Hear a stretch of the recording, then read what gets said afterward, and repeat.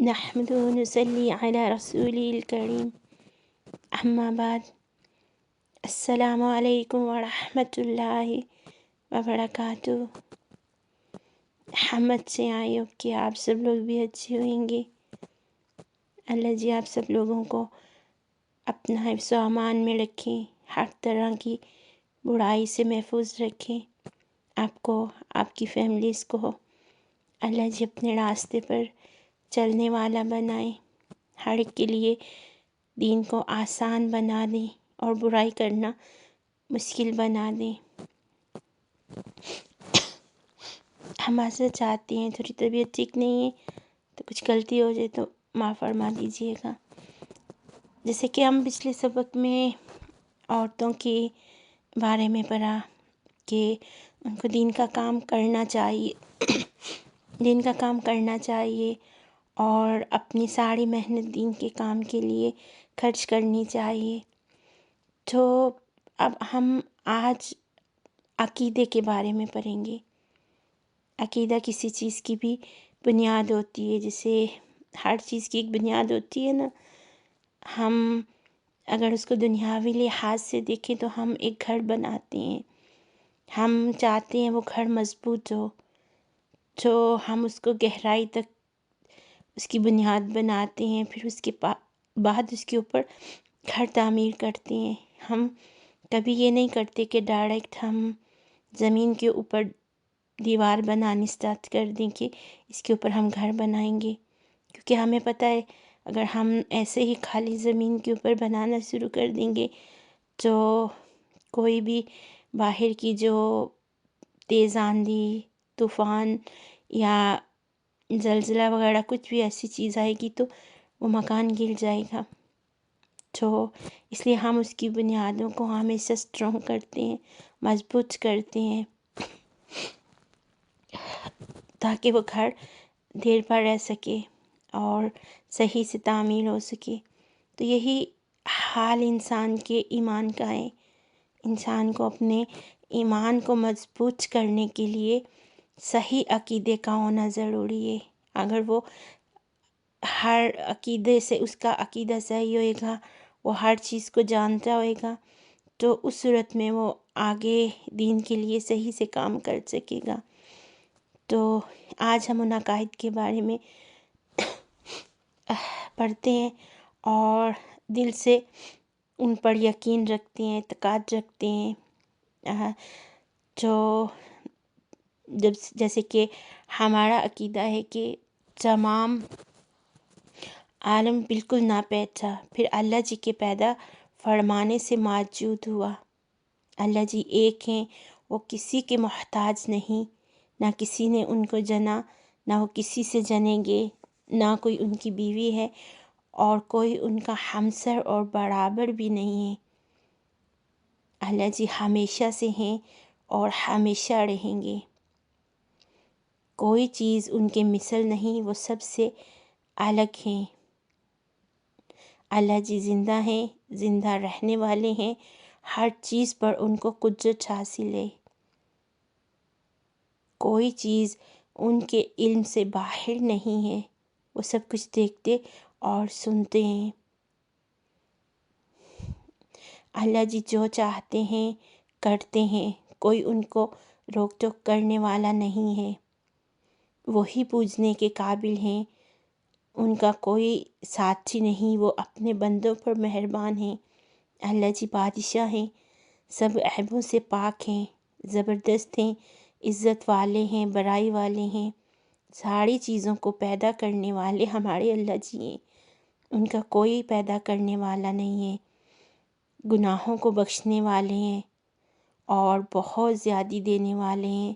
اللہ جی روزی پہنچانے والے ہیں، جس کی روزی چاہے تنگ کر دیں، جس کو چاہے اللہ جی زیادی کر دیں، جس کو چاہے اللہ جی پست کر دیں اور جس کو چاہے بلندی دے دیں، جس کو چاہے اللہ جی عزت دیں، جس کو چاہے ذلت دیں۔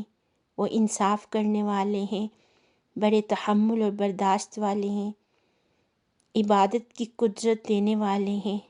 اللہ جی دعا کو قبول کرنے والے ہیں، وہ سب پر حاکم ہیں، उन पर कोई हाकिम नहीं है।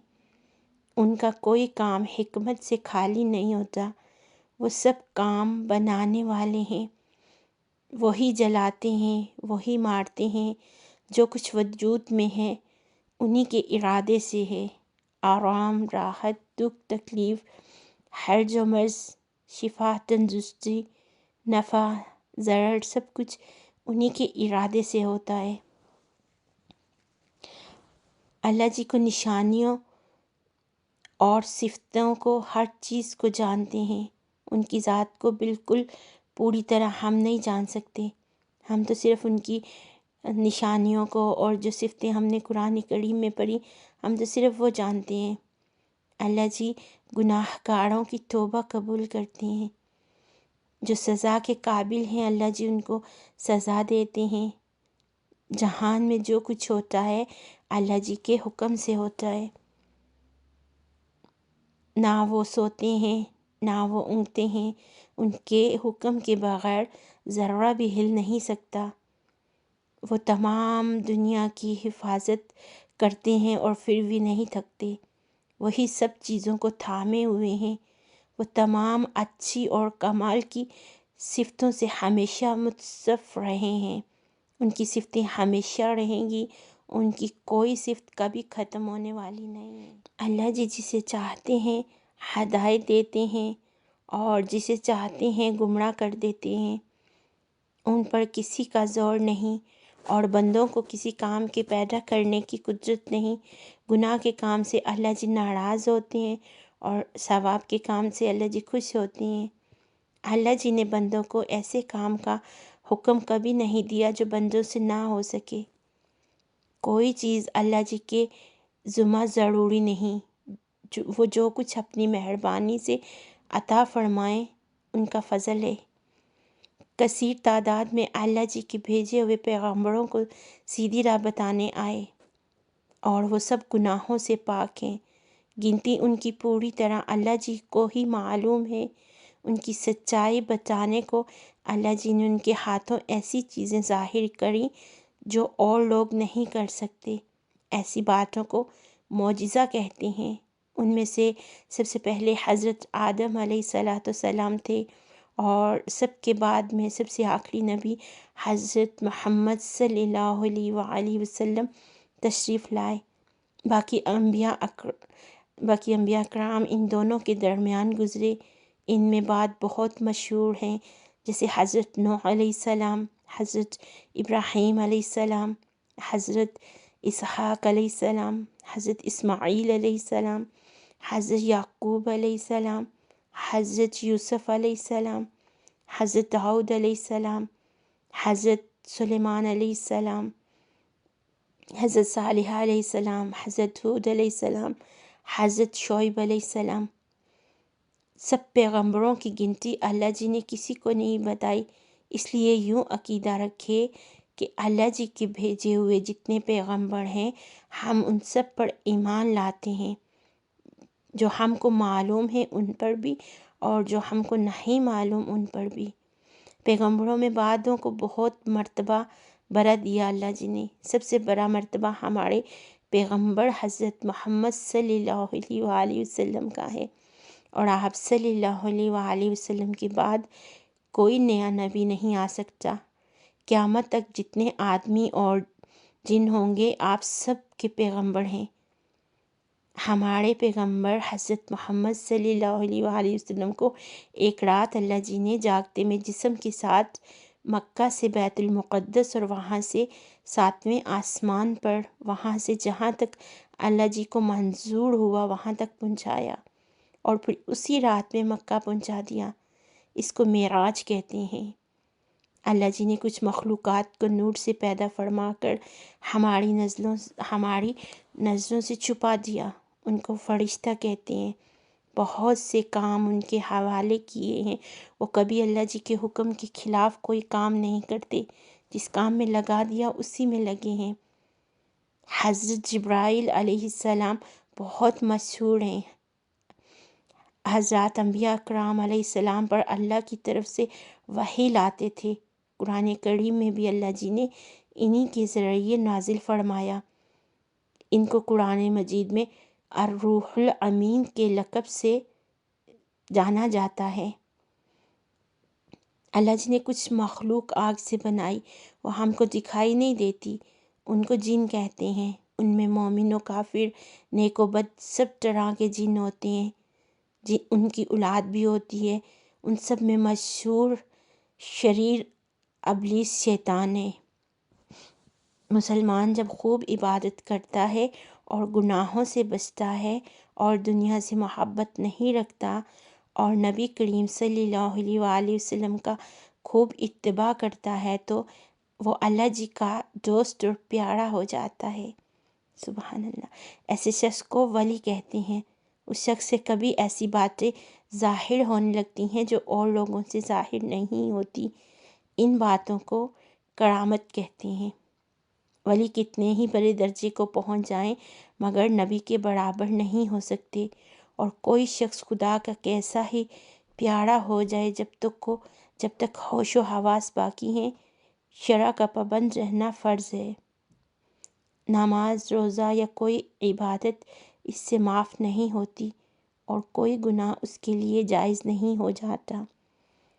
جو شخص شریعت کے خلاف ہو وہ اللہ جی کا دوست نہیں ہو سکتا۔ اگر اس کے ہاتھ سے کوئی الگ بات دکھائی دے، وہ جادو ہے، یہ نفسانی اور شیطانی دھندا ہے، ایسا شخص گمراہ ہے۔ اس سے عقیدت رکھنا یا اس کا مرید ہونا انتہائی گمراہی ہے۔ اللہ جی اور رسول صلی اللہ علیہ وآلہ وسلم نے دین کی سب باتیں قرآن و حدیث میں بندوں کو بتا دیں۔ اب دین میں کوئی نئی بات نکالنا درست نہیں۔ اگر کوئی دین میں نئی بات نکالے گا، ایسی نئی بات کو بدعت کہتے ہیں، اور بدعت بہت بڑا گناہ ہے۔ اللہ جی نے اپنے پیغمبروں پر بہت سی چھوٹی بڑی کتابیں نازل فرمائیں تاکہ وہ اپنی اپنی امتوں کو پڑھائیں اور دینی باتیں سنائیں۔ ان میں 4 کتابیں بہت زیادہ مشہور ہیں۔ توریت حضرت موسیٰ علیہ السلام کو ملی، زبور حضرت داؤد علیہ السلام کو، انجیل حضرت عیسیٰ علیہ السلام کو، قرآن مجید ہمارے پیارے نبی صلی اللہ علیہ وآلہ وسلم کو، اور قرآن مجید آخری کتاب ہے۔ اب کوئی کتاب آسمان سے نازل نہیں ہوئے گی، قیامت تک قرآن پاک کا ہی حکم چلتا رہے گا۔ دوسری کتابوں کو گمراہ لوگوں نے بہت کچھ بدل ڈالا، مگر قرآن مجید کی نگہبانی کا اللہ جی نے خود وعدہ فرمایا ہے، اس کو کوئی نہیں بدل سکتا۔ ہمارے پیغمبر حضرت محمد صلی اللہ علیہ وآلہ وسلم کو جن لوگوں نے بحالت ایمان دیکھا، پھر ایمان پر ان کو موت آ گئی، ان کو صحابی کہتے ہیں۔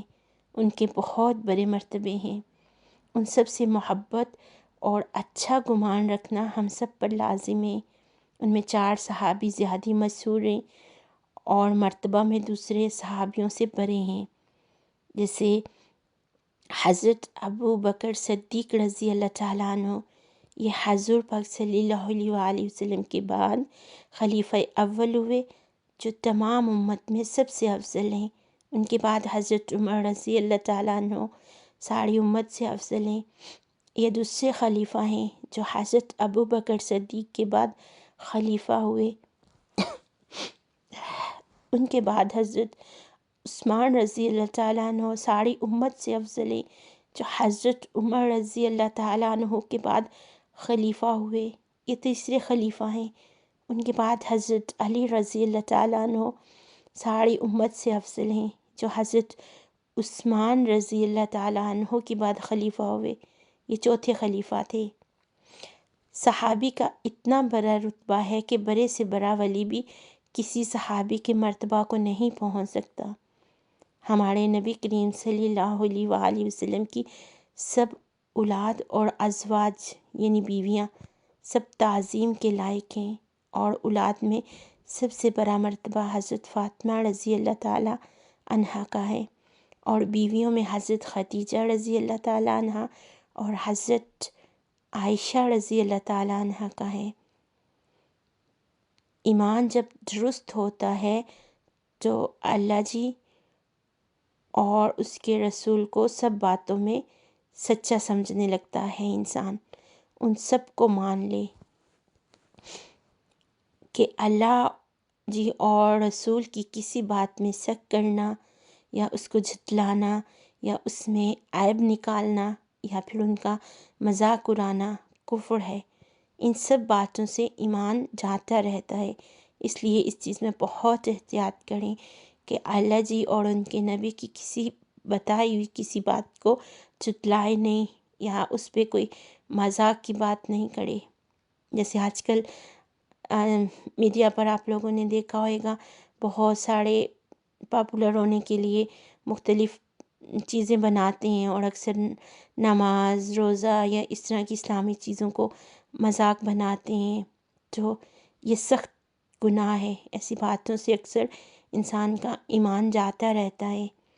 قرآن و حدیث کے کھلے کھلے مطلب کو نہ ماننا اور اپنی طرف سے مطلب بنانا، معنی بدل دینا، یہ بھی سخت گناہ ہے۔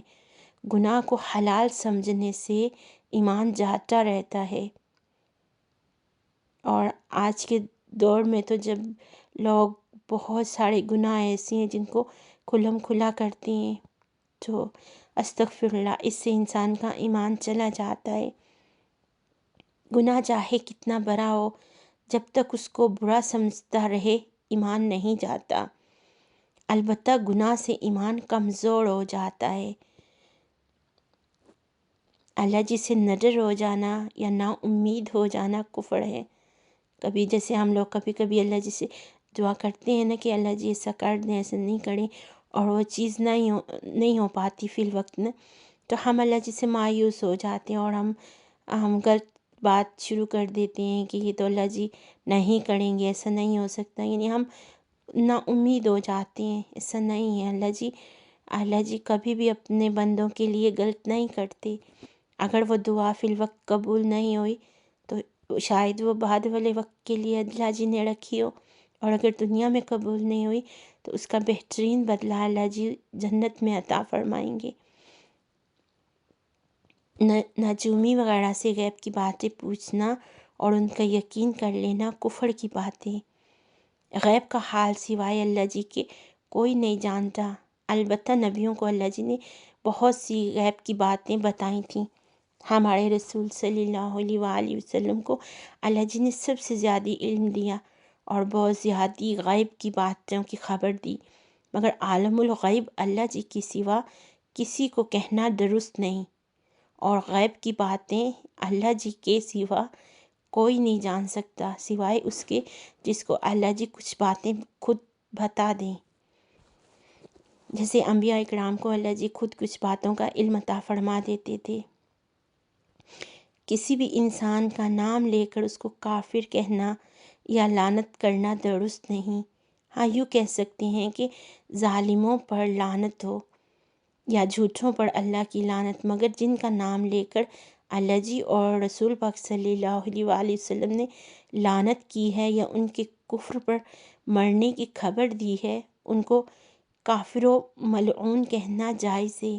ان کے کفر پر مرنے کا یقین کرنا اور قطعی طور پر کافر اور دوزخی کہنا درست ہے۔ جب آدمی مر جاتا ہے، اگر دفن کر دیا جائے تو دفن کے بعد اور دفن نہ کیا جائے تو جس حال میں بھی ہو، یعنی اس کو دفن کر دیا ہو یا ابھی دفن نہیں کیا ہو، جس حال میں بھی ہو، اس کے پاس دو فرشتے آتے ہیں جن میں ایک کو منکر اور دوسرے کو نکیر کہتے ہیں۔ وہ آ کر پوچھتے ہیں تیرا پروردگار کون ہے، تیرا دین کیا ہے، اور محمد صلی اللہ علیہ وآلہ وسلم کے بارے میں پوچھتے ہیں یہ کون ہے۔ اگر تو وہ ایماندار اور ٹھیک ٹھیک جواب دیتا ہے، پھر اس کے لیے وہاں سب طرح کا چین لکھ دیا جاتا ہے۔ جنت کی طرف سے کھڑکی کھول دی جاتی ہے جس سے جنت کی عمدہ ہوا اور خوشبو آتی ہے، اور قیامت تک وہاں خوب مزے میں رہتا ہے۔ اگر وہ مردہ ایماندار نہ ہو تو سب باتوں میں یہی کہتا ہے مجھے کچھ خبر نہیں، پھر اسے بڑی سختی کا عذاب قیامت تک ہوتا رہتا ہے، مگر یہ سب باتیں مردے کو معلوم ہوتی ہیں، زندہ لوگ نہیں دیکھتے نہ سنتے ہیں۔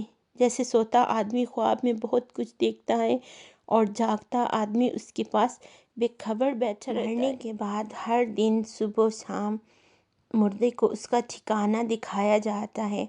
جنتی کو جنت دکھا کر خوشخبری دیتے ہیں اور دوزخی کو دوزخ دکھا کر حسرت و رنج و غم میں بھراتے ہیں۔ مسلمان مردہ کے لیے دعا کرنے سے، کچھ خیر و خیرات دے کر بخشنے سے، اس کی طرف سے حج کرنے سے اس کو ثواب پہنچتا ہے، اس سے اس کو بڑا فائدہ ہوتا ہے۔ اللہ جی اور ان کے رسول صلی اللہ علیہ وآلہ وسلم نے جتنی نشانیاں قیامت کی بتائی ہیں سب ضرور ہونے والی ہیں۔ امام مہدی علیہ السلام ظاہر ہوں گے اور خوب انصاف سے بادشاہی کریں گے۔ کانا دجال نکلے گا اور دنیا میں بہت فساد مچائے گا۔ اس کو مار ڈالنے کے واسطے حضرت عیسیٰ علیہ السلام آسمان سے زمین پر اتریں گے، اس کو مار ڈالیں گے۔ یاجوج ماجوج زمین پر پھیل جائیں گے، بڑا فساد کریں گے، پھر خدا کے قہر سے ہلاک ہو جائیں گے۔ ایک عجیب طرح کا جانور زمین سے نکلے گا اور آدمیوں سے باتیں کرے گا۔ مغرب کی طرف سے آفتاب نکلے گا۔ مسلمان بالکل ختم ہو جائیں گے اور تمام دنیا کافروں سے بھر جائے گی، اور اس کی سوا اور بہت سی باتیں ہوئیں گی۔ جب ساری نشانیاں پوری ہو جائیں گی اور ایک مسلمان بھی زمین پر زندہ نہ رہے گا، کافر بہت عیش کی زندگی گزار رہے ہوئیں گے۔ اللہ جی کے حکم سے حضرت اسرافیل علیہ السلام سور پھونکیں گے اور سور کے پھونکنے سے آسمان پھٹ جائیں گے، ستارے بے نور ہو جائیں گے، چاند سورج کی روشنی جاتی رہے گی، زمین میں بھونچال آ جائے گا، آسمان پھٹ کر ٹکڑے ٹکڑے ہو جائیں گے، پہاڑ روئی کے گالوں کی طرح اڑیں گے، ساری مخلوق مر جائے گی، سب مرے ہوئے بے ہوش ہو جائیں گے، مگر جس کو اللہ جی چاہیں گے بے ہوشی سے بچا لیں گے، اور ایک مدت اسی کیفیت میں گزر جائے گی۔ پھر جب اللہ جی کو منظور ہوگا دوسری بار سور پھونکا جائے گا، اس سے پھر سارا عالم پیدا ہو جائے گا، مردے زندہ ہو جائیں گے اور ایک میدان میں حساب کتاب کے لیے سب جمع ہوں گے۔ اس کو روز قیامت کہتے ہیں۔ اس کی تکلیفوں سے گھبرا کر سب لوگ حضرت انبیاء کرام علیہ السلام کے پاس سفارش کرانے جائیں گے، سب انکار کر دیں گے، بالآخر ہمارے نبی کریم صلی اللہ علیہ وآلہ وسلم سفارش کریں گے، حساب کتاب شروع ہوئے گا، ترازو کھڑی کی جائے گی، بھلے برے عمل تولے جائیں گے، اعمال پر فیصلے ہوئیں گے، بعد بے حساب جنت میں چلے جائیں گے۔ نیکیوں کا نامہ اعمال دائیں ہاتھ میں اور بروں کا بائیں ہاتھ میں پشت کے پیچھے سے دیا جائے گا۔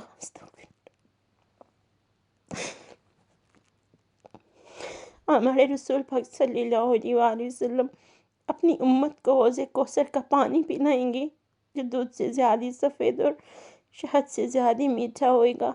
پھر پولیس رات پر چلنا ہوگا، جو نیک لوگ ہیں وہ اس سے پار ہو کر بہشت پہنچ جائیں گے اور کافر اور بدکار کٹ کر دوزخ میں گریں گے۔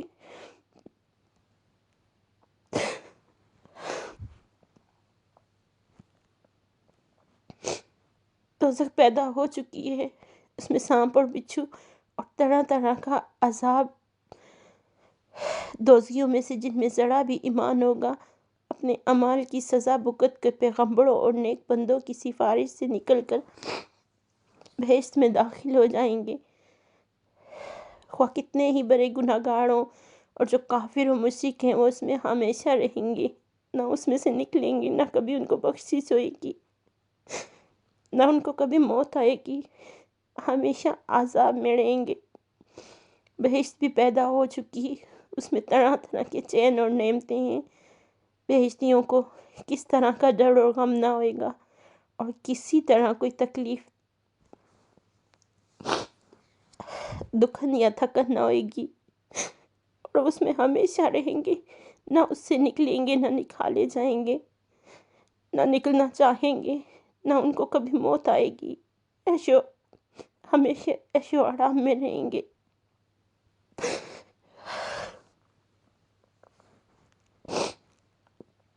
اللہ جی کو اختیار ہے کہ چھوٹے گناہ پر سزا دے یا بڑے گناہ کو اپنی مہربانی سے معاف کر دے، اس پہ بالکل سزا نہ دے۔ شرک اور کفر کا گناہ اللہ جی کبھی کسی کا معاف نہیں کرتے۔ اس کے علاوہ جو اور گناہ ہیں ان میں سے جس کو چاہیں گے اپنی مہربانی سے معاف فرمائیں گے۔ جن لوگوں کا نام لے کر اللہ جی اور رسول اللہ صلی اللہ علیہ وآلہ وسلم نے ان کا بہشتی ہونا بتا دیا، ان کی سوا کسی کے بہشتی ہونے کا یقینی حکم نہیں لگا سکتے۔ البتہ کسی کے بارے میں اس کے اچھے اعمال کو دیکھ کر اچھا گمان رکھنا اور اچھی امید رکھنا درست ہے۔ بہشت میں سب سے بڑی نعمت اللہ جی کا دیدار ہے۔ جو بہشتیوں کو نصیب ہوگا اس کی لذت کے مقابلے میں دنیا کی تمام نعمتیں ہیچ ہوں گی۔ دنیا میں جاگتے ہوئے اللہ جی کو ان آنکھوں سے کسی نے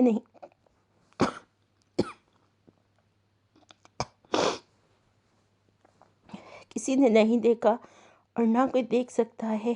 عمر بھر کوئی کیسا ہی بھلا یا برا آدمی ہو، اس کا فیصلہ اس حالت کے موافق ہوگا جس پر اس کا خاتمہ ہوگا۔ ایمان پر مرا تو ایمان والوں میں اور کفر پر مرا تو کفر والوں میں شمار ہوئے گا۔ آدمی عمر بھر جب کبھی توبہ کرے یا مسلمان ہو اللہ جی کے یہاں مقبول ہے، البتہ مرتے وقت جب دم ٹوٹنے لگے اور عذاب کے فرشتے دکھائی دینے لگے، اس وقت کافر کا ایمان اور مومن گناہگار کی توبہ قبول نہیں ہوتی۔ کافر کی بخشش تو نہ ہوگی، البتہ مومن گناہگار کو اللہ جی چاہیں بغیر عذاب کے بخش دیں گے یا سزا دے کر جنت میں بھیج دیں گے۔ کوئی بھی انسان مسلمان ہونے سے یا کسی مسلمان کا بیٹا ہونے سے، بیٹی ہونے سے یا اسلام کے دعوے دار ہونے سے مسلمان نہیں ہوتا جب تک وہ ان سب عقائد جو قرآن و حدیث کے مطابق نہ ہوں ان پر عمل نہ کرے۔ بہت سے لوگ تو نبی کریم صلی اللہ علیہ وآلہ وسلم کے بعد کسی دوسرے کو رسول مانتے ہیں اور کچھ فرائض کے منکر ہیں، اور بہت سے لوگ قرآن میں تحریف کے قائل ہیں۔ ایسے لوگ مسلمان نہیں، اگرچہ وہ کتنا بھی اسلام کا دعویٰ کر لیں۔ اللہ جی ہم سب لوگوں کو اتنی توفیق عطا فرمائیں کہ ہم اللہ جی کے حکموں کے مطابق اپنی زندگیاں گزار سکیں، تاکہ روز قیامت ہمارا نامہ اعمال ہمارے دائیں ہاتھ میں دیا جائے، ہمارے بائیں ہاتھ میں نہ دیا جائے۔ اللہ جی ہم سب لوگوں کو معاف فرمائیں۔ آج تک کے لیے اتنا کافی ہے، باقی انشاءاللہ کل پڑھیں گے۔